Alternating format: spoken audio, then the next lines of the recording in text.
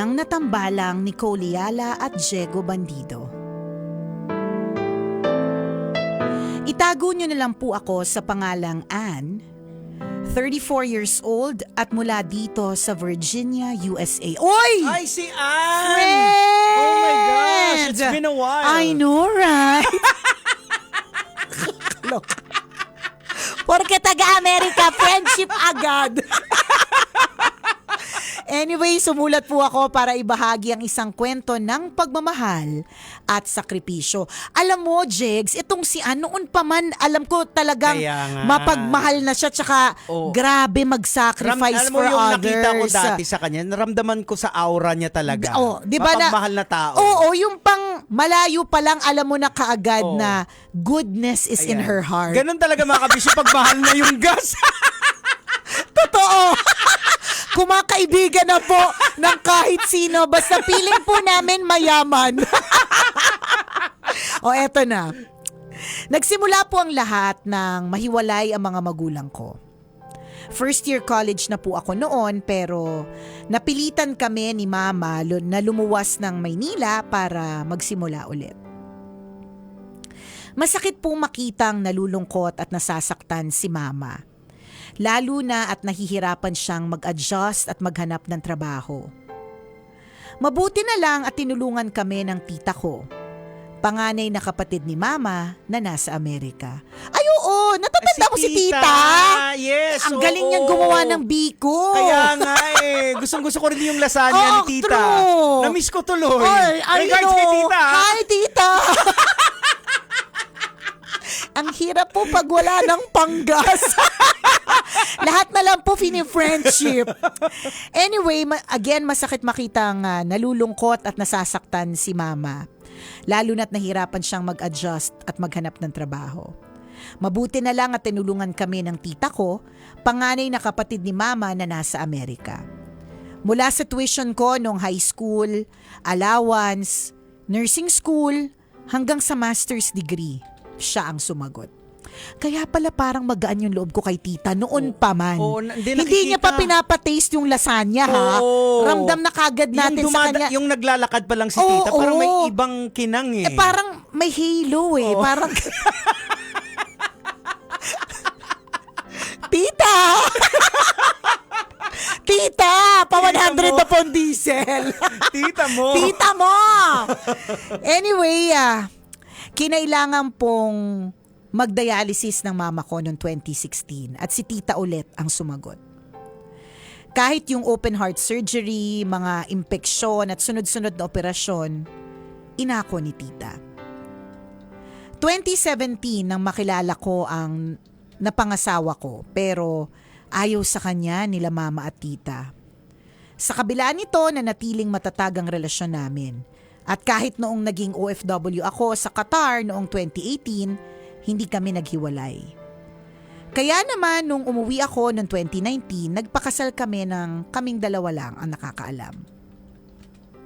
Kalaunan, tinanggap na din ni Mama ang napangasawa ko. May mga pagkakataon pa nga na asawa ko ang nag-aalaga sa mama ko habang naghihintay ng mga papeles niya para makasunod sa akin abroad.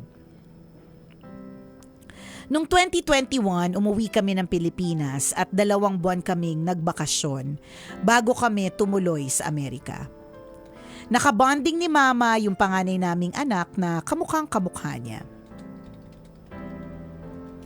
Bago kami umalis, inilipat namin si Mama sa isang mas malaking apartment na mas malapit kung saan siya nagdadialysis. Sabi ng landlord ni Mama, ipatransplant ko daw muna si Mama bago ko iwan. Di ako nakinig. Sa isip ko, sandaling panahon na lang naman at madadala ko na din siya sa Amerika. Hindi na nangyari yun kasi nung July 4, 2022, habang nasa Amerika na ako, binawian ng buhay si Mama dyan sa Pilipinas. Para po akong nabingi nang malaman ko. Napipe, nawala ng pakiramdam. Ilang segundo lang ang lumipas at nagsisisigaw na ako habang umiiyak. Unang beses kong umiyak ng halos 24 na oras. Hindi ako kumain at dumating na nga kasi ang araw na pinakatatakutan ko. Wala na ang mama ko. Wala na ang taong laging nasa tabi ko sa lahat ng laban ko sa buhay. Pakiramdam ko, nananaginip lang ako. Hanggang ngayon, minsan ay parang panaginip pa rin ang pagkawala ng mama ko. Mabuti na lang at naghilom na ang samaan ng loob namin ni tita. Ngayon alam kong payapa na ang puso at kaluluwa ni mama. Maayos na kami ng tita ko at maayos na din ang lagay ng pamilya ko dito sa Amerika. Ang kwento ko po ay isang paalala na huwag po nating i-take for granted ang oras na meron tayo kasama ang ating mga magulang. Yakapin niyo po sila. Halikan, sabihin niyo kung gaano niyo sila kamahal habang may pagkakataon pa. Maraming salamat po sa pagbasa ng sulat ko. Magpapaulan po ako ng donuts dyan sa inyo bilang simpleng paraan ng pag-share ng blessings. Wait. Okay. Pwede bang gas na lang?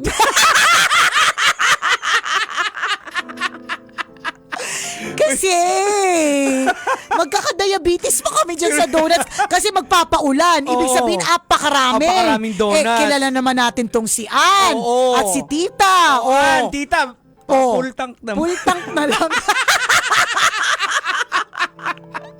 Anyway, naalala ko po kasi yung binasa niyong sulat tungkol sa donuts. Ano yung binasa nating sulat tungkol sa donuts? Hindi ko na maalala. Hindi ko maalala. Kasi alam mo, sa totoo, nakakapipit, tsaka nakakabingit, tsaka nakakabangag po kasi yung presyo ng krudo Kaya yung kwento tungkol sa donuts, we forgot. Ayan. Actually, hindi na namin makausap na maayos mga asawa namin. Actually, mainit ang ulo nila kasi sila po ang budget officer sa bahay.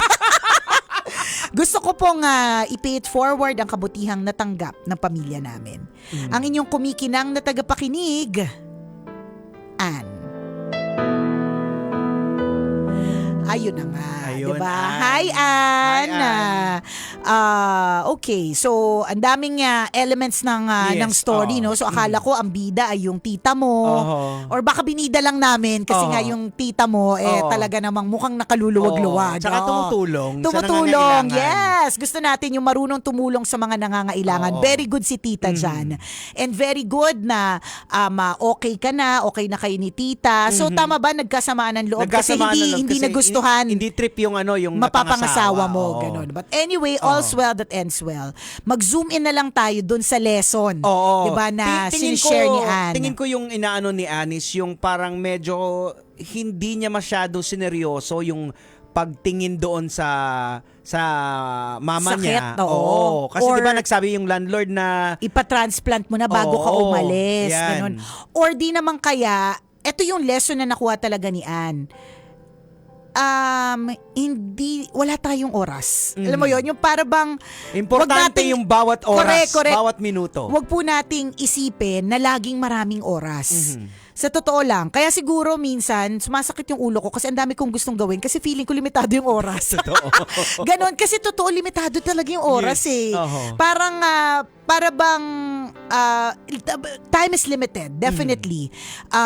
Ang bilis, 'di ba? Before we all know it, Pasko na naman. Correct. 'Di ba? Ito na, malapit na rin naman ang Pasko ng pagkabuhay. Before we all know it, para sa mga kabisyo kong Katoliko, tapos na din ang Lenten season, yung 40 days, 'di ba, ng Lenten season. Ang bilis. So, wag nating laging iisipin na maraming time. Kaya nga, ang daming lessons na pwedeng makuha dun sa part na yun. Let's not always think that there's a lot of time. So, kaya siguro, Jegs, kapag minsan may mga outfit akong malalaking bulaklak, malalaking ribbon, kumikinang kahit wala namang pupuntahan, I feel like the occasion is being alive. Yan. Hindi ko kailangan maghintay ng aktual na okasyon para isuot yung malaking ribbon. Tama. 'Di ba? Because every day is a gift, 'di ba? Correct. Being alive is the occasion. Yun ang Ayan. okasyon tradisyon na Siguro, i-celebrate natin ang life always. Naging kampante siya doon Yes, Ay, na- malapit lang din correct. naman. Pero every minute counts kasi lalo sa Pag mga may sakit. mahal sa Correct. buhay natin na may sakit. At Hindi mas natin matanda alam. na. Oo, kahit nga kuminsan mga healthy pa eh. True, Diba? true. Nagkasamaan ng loob, sa ako na siya Oo, babatiin. correct. Hindi na lang ako, bahala na. Oo. You don't know that. Kung meron ka, may time pa na ibibigay para magkabati kayo. Tama. So ito po ay isang reminder, hindi lang sa mga may sakit, kundi dun sa, again, yung sinabi natin na saka ko na lang siya intindihin, saka Oo. ko na lang siya babatiin kapag may oras na. Gets naman Ayan. natin, it takes time. Aha. Pero, sa totoo lang, hindi sa lahat ng oras nabibigyan tayo pare-parehas Correct. ng time. May mga iba na mas limitadong oras kesa sa iba. May mga iba na panahon na nila ito para kunin na ni Lord. May mga Ayan. iba na mas matagal pa. Hindi natin masasabi. May mga iba na masyadong nagsisipag sila kasi dahil darating yung panahon para to sa mahal ko sa buhay. Oo. Ang problema, sa present, napapabayaan sila. Correct. So yung pinaghirapan mo, hindi na napakinabangan Yun kasi na nga. nawala na. At hindi mo na nga sure kung Oo. pag nategi boom ka, kung yung mga iniipon mo para sa future, mapupunta talaga dun sa mga taong gusto mong puntahan. Tama. Oo. 'Di ba? So, today is all we have. Yan. Isang reminder that today is all we have. So, wag nating, let's not take that for granted. Today is what we have para mag-text sa mga mahal natin sa buhay, sa mga magulang natin, Yes. particularly kasi ito yung message ni Anne sa atin, di ba? Text mo, mahal mo siya. Oho. Text mo, o kaya, wag mo tang patagalin pa na sa next weekend na lang ako dadalaw. Itong weekend kung pwede naman, long weekend naman. Tama. 'Di ba? Spend with your parents. Ito po ay laging pinapaalala ng mga taong nawalan na ng magulang. Correct. 'Di ba? Yung mga hindi na nabigyan ng time, yung kanilang magulang. Kasi napakahirap pag maaga nawala yung magulang mo. Ang daming mong regrets, Ang dami mong what if. Yan. 'Di ba natandaan mo yung kwento nga ni Conyo Bicolano na for the very first time nung Pasko, nakapag-lechon sila. Pero dahil hindi na nila kasama yung magulang nila nung dun sa pag-e-enjoy ng lechon, 'di ba? Parang sa halip na naging masaya sila nakapag-lechon sila, parang may halong lungkot. May kurot. 'Di ba? Na sana nandito pa yung nanay at tatay ko na sumasakit din ng batok kasama namin, 'di ba? Yung ganon, let's not take this lesson for granted. Napakaganda ng lesson na binigay ni Anne para po Tama. sa atin. Ay, Ann, and tuloy ang buhay. Siguro Yun yung naman talaga. salamat sa kwento mo kasi definitely reminder. may mga kabisyo tayo ngayon na nakapakinig ng kwento mo na may tampo sa magulang. Yeah. So it's about time. May purpose kung bakit napakinggan mo yung story na to. Correct. At this time. Yes. And at this point, 'di ba? Meron talagang dahilan. Oo. Salamat sa iyo, Anne, for sharing your story with us. At kung ikaw, kabisyo, meron ka ring kwento na gusto mong i-share sa amin, pwede niyo po kaming i-email. Send your stories at maywagamburnaystory@gmail.com. Salamat ng marami sa lahat ng mga kabisya natin na nakaantabay. Ayan na. Muli ako po si Nicole Yala. Ako po si Diego Bandido. At may sasabihin si Nico. Alam mo kanina, 'di ba, na-mention ko yung eksena nga akala ng mga tao hindi na ako nireregla. Doon sa ospital na pinuntahan ko. Nireregla pa po. In fact, minsan, na-experience ko pa yung mga eksenang parang, yung mga problema ng anemia, yung kakulangan sa dugo, napag-alaman ko sa isang kaibigan kong doktor na, ay nako, talaga namang importante na magkaroon tayo ng supplement for iron. Kaya girls, kung relate ka, maagang gising, biyahe, trabaho araw-araw, kapag kulang sa tulog at hindi tama ang kain, posibleng kulang sa iron, kaya may lata, hilo at putla. Ako, United Home First Sulfate Iron ang iniinom ko as advice ni Doc. May sapat itong iron para healthy ang blood with proper diet and exercise. Para sa hardworking ladies, 2 pesos per tablet SRP. May katuwang ka para healthy ang blood, healthy rin ang glow. Iron is a generic name of United Home First Sulfate Iron. If symptoms persist, consult your doctor. So muli, sa lahat po ng mga kaibigan po natin dyan kagaya sa kwento ni Anne, huwag kakalimutan. Importante ang bawat minuto, segundo Correct. sa mga mahal sa buhay natin. True, lalo. Kasi lalong-lalo na yung mga magulang natin, hindi natin alam kung hanggang kailan lang sila eh. Tsaka minsan, alam Pauwi nyo, na kasi sa mga correct. magulang eh. Di ba nakakalungkot Oo. man, pero hindi totoo na hindi tama, totoo. Pabalik na sila. Oo, pauwi na. 'Di ba? Lagi nilang sinasabi, papunta ka pa lang, pabalik na Yan, ako, 'di tama. ba? They are going home eventually to Correct. God, Tama. 'di ba? At hindi natin alam kung kailan 'yun. Kasama pa rin po ang tambalang kumikinang. Ako po si Diego Bandito. At ako po si Nicole Yala. Kailangan pa bang i-memorize yan? Basic! Ayan. Ann, salamat muli sa kwento. At thank salamat you in advance sa pa-donuts. pa-donuts. Siyempre, joke lang naman namin na palitan mo Oo, ng gas, di ba? Of correct. course, we Oo. appreciate kung ano mang papadala mo sa Oo. amin. Basta importante, gusto ko yung magpapaulan. At yes, Oo. that's the word. Paulan. Ano man yan, basta paulan ang Yan, eksena, oo. ibig sabihin, marami. Correct. Ibig sabihin, umaapaw. Ayan. Salamat sa iyo, Ann. Thank you, Ann. And don't forget, ito, madami ako nakakausap na sinasabi nila wala na silang radyo. Wala na kaming radyo eh. Paano ba kita mapapakinggan, Nicole? Oo. Paano ko ba mapapakinggan si Diego? You can download our Love Yes. Radio app today. At ang kagandahan dito sa Love Radio app natin, you have the option to just to listen or to watch at the same Correct. time. Kung di yung kami trip mapanood Oo. at si Tanya Chinita lang yung gusto nyo mapanood, pwede din At naman. ang kagandahan dito sa Love Radio app natin, halimbawa, ikaw ay taga Mindanao. Ayun. Na mismo yung sa Love Radio Butuan. Ayan. Pwede mo rin din mapakinggan dyan sa ating Love Radio. Correct. 'Di ba? Kasi lahat po ng mga provincial stations Love natin Radio. na nandyan, na Yan. Love Radio ay nandyan. Tama. And every Thursday din po, isang paalala, you can hang out with your favorite artist sa Hangover. Every Thursday po yan at 4 p.m. So, Correct.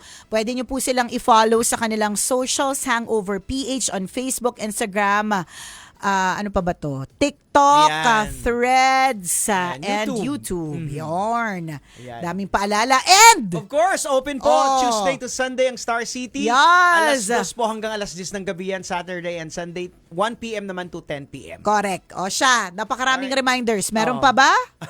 Wala na. Wala Kaya na. kami po exit na muna. Alright. Salamat mga Bye. kabisyo. Bukas ulit.